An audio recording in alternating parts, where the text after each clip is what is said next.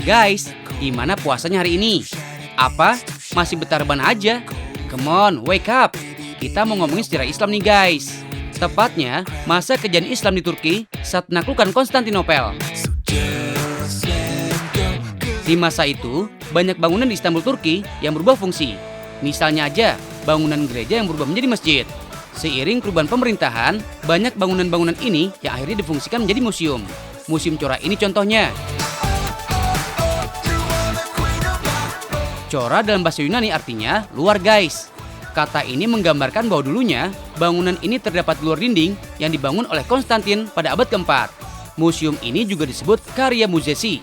Dalam bahasa Turki, karya artinya desa.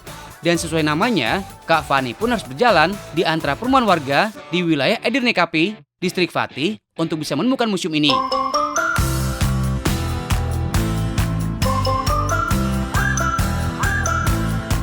Memasuki bagian dalam bangunan, rasanya dingin dan sejuk guys. Karena dinding bangunan yang terbuat dari batu.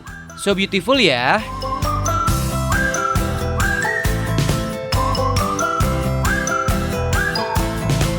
Guys, tahu nggak sih? Bangunan ini dahulu adalah gereja. Pada tahun 1315 sampai 1321, seorang pejabat kaisar yaitu Theodore Metosites menghiasinya dengan mozaik dan juga fresko. Mozaik-mozaik ini menggambarkan beberapa kisah Injil tentang perjalanan Yesus, beberapa orang suci, dan juga kisah sang perawan. Setelah penaklukan Konstantinopel, Patih Agung dari Sultan Bayezid II, yaitu Atik Ali Pasha, akhirnya merubah gereja ini menjadi masjid. Mozaik yang ada di dinding dan langit-langit ditutup dengan plester dan kembali dikelupas pada tahun 1953 saat bangunan ini resmi difungsikan menjadi museum. Satu lagi nih yang menarik perhatian saya, bahkan sempat membuat cukup merinding, yaitu diorama yang dibentuk seperti kubah. Jadi seolah kita bisa merasakan suasana pada saat pengepungan Konstantinopel antara Kekaisaran Bizantium dan juga Kesultanan Ottoman. Setelah puas memperhatikan kisah di balik mozaik gereja Chora, pengunjung bisa membeli miniatur atau boneka souvenir sebagai buah tangan. Kak Fani sendiri sih maunya jalan keliling perumahan. Tuh kan guys, nggak ada perjalanan yang sia-sia. Kak Fani nemuin rumah yang unyuk banget. Di depannya banyak dipajang hiasan dan souvenir yang dilukis tangan. Tuh kan, jadi kepo deh. Ternyata rumah ini milik seorang pelukis wanita baik hati, yaitu Ibu Aisyah Golbahar Oren. Ibu Aisyah tetap menyambut dengan ramah dan berusaha menjelaskan karyanya meski menggunakan bahasa yang berbeda. Lihat nih guys, lukisan Ibu Aisyah lebih banyak bercerita seputar anggota keluarga Ottoman sebagai pengingat untuk dirinya, dan khususnya para pengunjung masa kejayaan Ottoman Turki Utsmani di Istanbul. Ibu Aisyah menjelaskan beberapa kisah di balik lukisannya.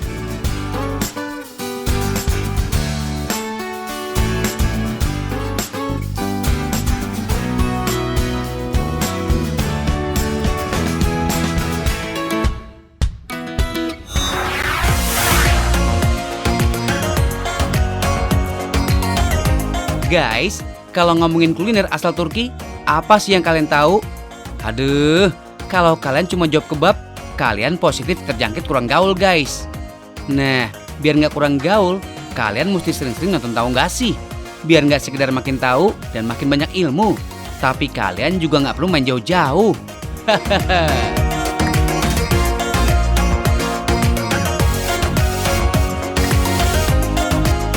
Cemilan asal Turki ini disebut juga dengan baklava. Segala jenis baklava bisa kalian dapatkan di sini. Lengkap banget. Kebetulan, kafe di kawasan Cipinang ini merupakan toko kue baklava pertama di Indonesia. Sebelum kita kenalan sama baklava dan beberapa variannya, kalian boleh kenalan terlebih dahulu dengan si juaranya ini guys. Konon, baklava yang satu ini jadi baklava termahal di dunia. Kalian tahu harganya berapa? Ini yang paling mahal, 14 juta.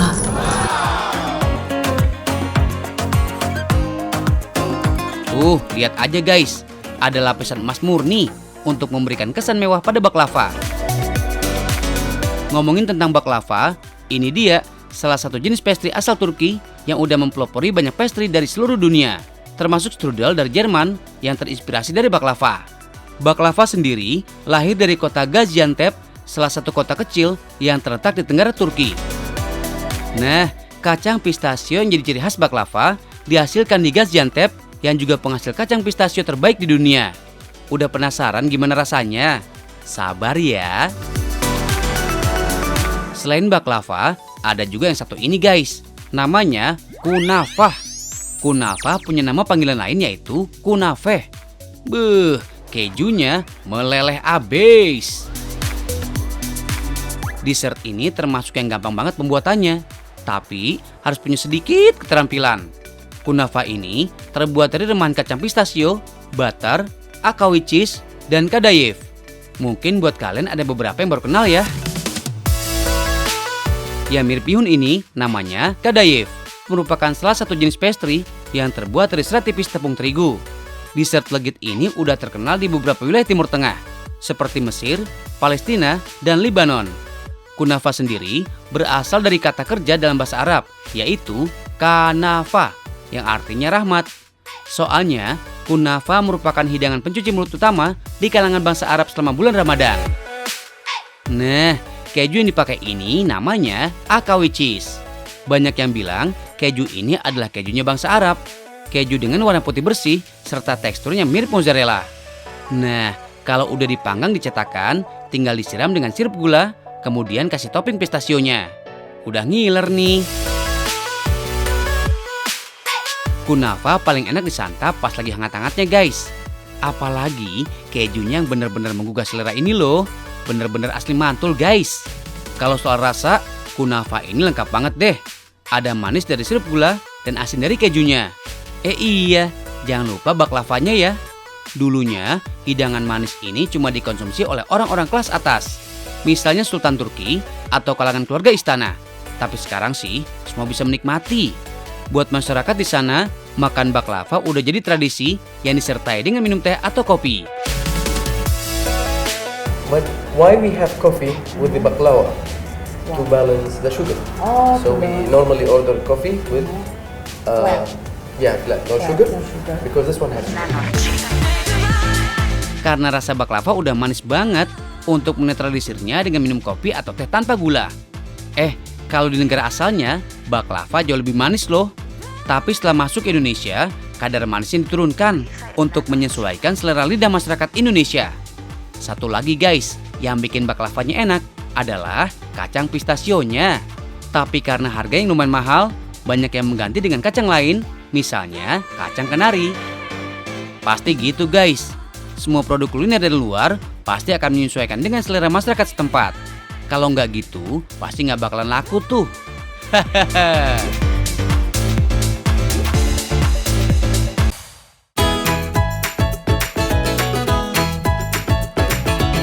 Hai pemirsa, tahu nggak sih? Ketemu lagi sama Genki. Hari ini saya mau kunar ikan beong. Ikan beong itu apa ya? Saya tidak tahu.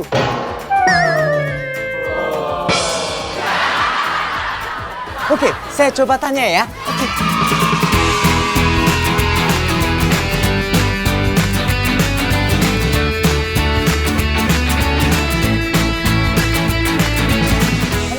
Oke. Konnichiwa. Konnichiwa. Selamat siang. Oh, ini. Ini kan beong. Ini beong. Beong.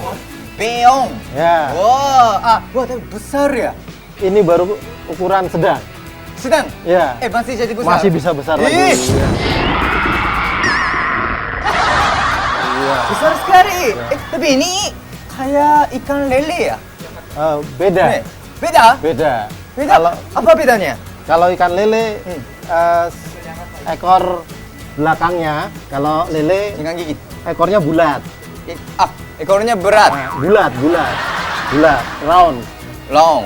Kalau beong ekornya cabang dua. Seperti kipas cabang dua. Iya, ini ada dua ya? Ya. Kalau lele sirip punggung ada sampai panjang, sampai ke ekor. Kalau ini gitu. ada dua, depan sama belakang. Ini Ya. sama? Itu yang di atas kecil. Ini? Iya. Oh, jadi Kalau bayarnya lele. ada 2 ya? Ya, bedanya itu. Bukan juga ini 2. Apa-apa. Bang! Ya, jangan marah. Guys, ikan ini biasanya hidup di Sungai Progo, Magelang, Jawa Tengah. Nah, sejak tahun 2000, populasinya terus menurun. Maklum, ikan ini jadi incaran wisatawan yang berkunjung ke Magelang. Gengki, berani angkat ikannya nggak?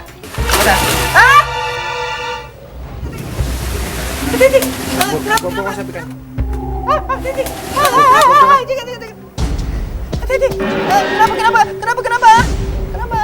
Hai, santai. Lambai ya. Oke, santai. Habis ini saya makan kamu.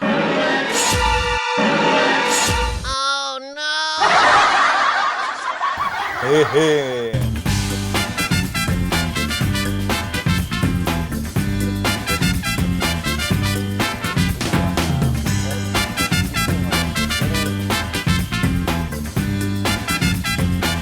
Oke, kita mau masak beonnya dulu. Wow, gimana? Ini langsung masukin ke sini ya. Goreng dulu. Wah. Hati-hati. Panas. Oh, panas. Apa? Nggak bisa dulu.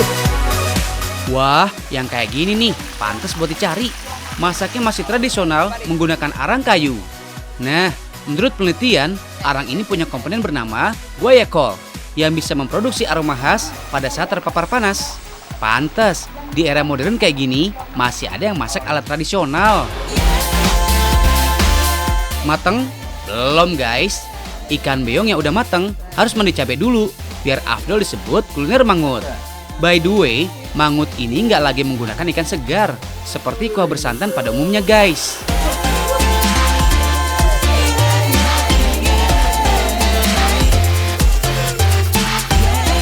Di Jogja dan Magelang, olahan mangut memang terkenal menggunakan daging ikan guys, terutama ikan lele.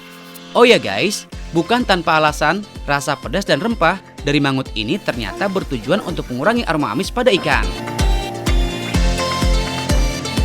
Kayaknya udah mateng tuh. Oke, ini udah matang? Udah. Udah? Oke. Tinggal dipindahin ke baskom doang. Nggak boleh sembarangan ya. Iya, siap.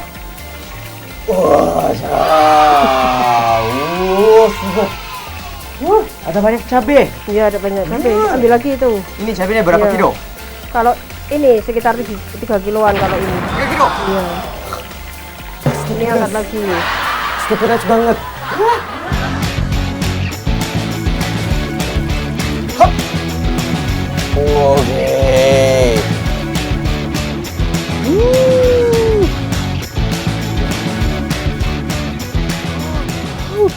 Enak tuna.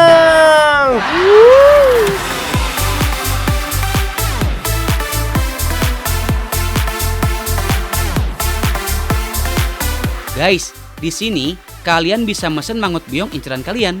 Mau yang kecil-kecil aja? Ada. Mau beong berukuran sedang? Ada. Nah, beong berukuran jumbo biasanya dijual terpisah ya guys. Jelas, si kepala jadi incerannya.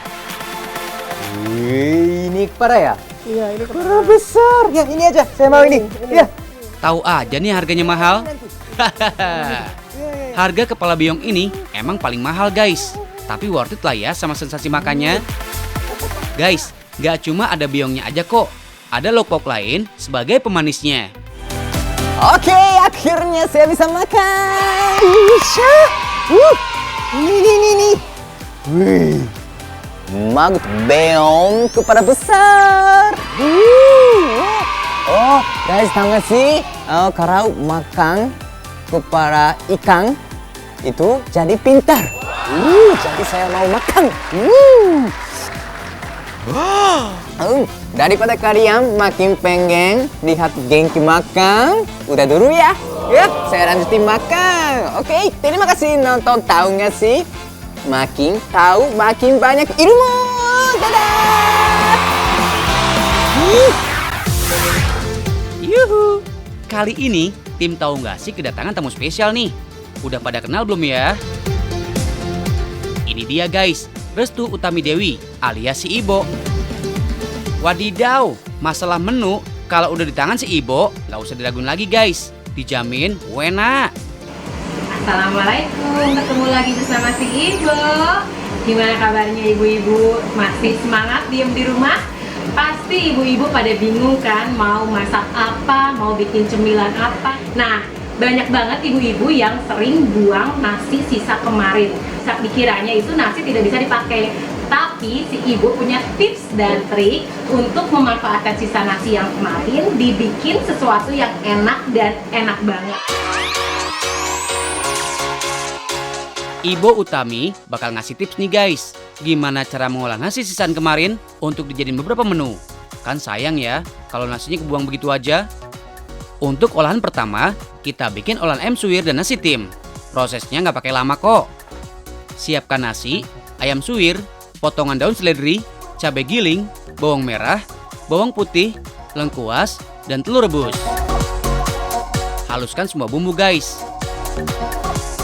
Panaskan minyak secukupnya, kemudian tumis hingga harum. Lanjut guys, masukkan suiran ayam, telur rebus, dan tambahkan air secukupnya. Lalu tunggu hingga mendidih. Untuk membuat rasa semakin mantap, tambahkan kecap manis secukupnya. Aduk terus sampai kuah mendidih, kemudian angkat dan sajikan. Sementara olahan suwir ayam selesai, dilanjutkan dengan mengolah nasinya ya guys. Siapkan nasi, masukkan ke dalam pan. Dan siram dengan kuah kaldu. Campurkan juga daun salam, serai, dan sedikit garam. Next, aduk nasi hingga menjadi lembek. Dan tekstur nasi benar-benar menjadi lembut. Oh ya guys, dalam mengolah nasi sisaan kemarin, pastikan kondisi nasi masih bagus ya. Artinya nasi memang masih layak dikonsumsi. Tidak benyek, dan tidak mengeluarkan aroma tak sedap.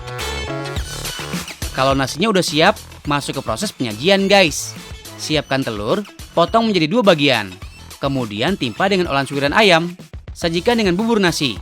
Padatkan dalam mangkok kecil. Kukus selama 2 menit. Dan nasi tim ayam siap untuk disantap.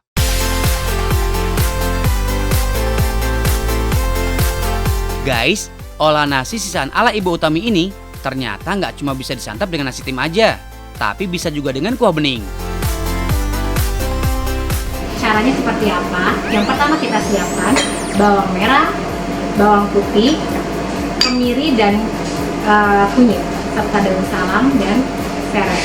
Semua kita haluskan menjadi seperti ini. Sekarang kita tumis ya. Proses penumisan bumbu dilakukan hingga harum guys. Kemudian masukkan air secukupnya. Tambahkan santan dan bumbu pelengkap. Tunggu hingga mendidih ya.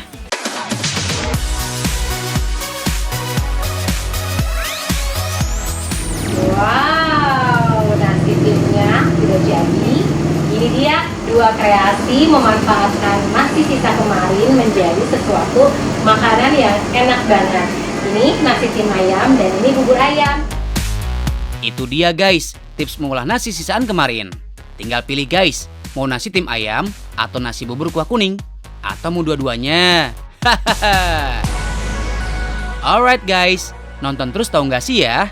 Biar makin tahu, makin banyak ilmu, dan puasanya jadi makin seru.